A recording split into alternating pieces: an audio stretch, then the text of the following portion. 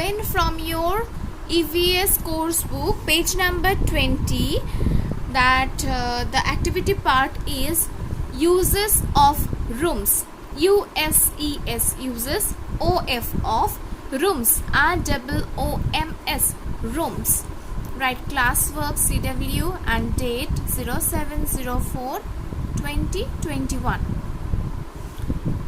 What we have to do? Match the activities to the correct rooms of the house. You can see two columns are there and you have to match the activities with the particular rooms. The first one, you see that grandma is reading newspaper, and where she is sitting? She is sitting that kitchen? No. Bedroom? No. Dining room? No. Living room? And she is sitting on the sofa. So find out from these pictures that where is sofa. This is washroom, means here you can see that basin, then bucket, tap, towel, then some sanitary kits are there.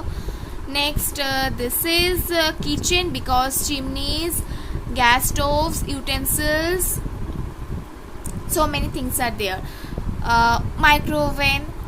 This is living room, I think, because here television, table lamp, sofas, then cushion, curtain, center table, teapot, everything is there. So grandma is sitting and reading the newspaper in the living room. So draw the line from here to here. You can use scale, okay? Then it will look better. Next, the girl is sleeping on the bed. And bed, where it's placed? Of course, bedroom. So find out, this is washroom, kitchen, living room. Yes, this is bedroom. Draw the line and join here. The boy is bathing. So where is the washroom? Where we are bathing? Kitchen? No. Bedroom? No. Living room? No. Only washroom. So washroom is the first. So join the line here. The boy is having idli and milk.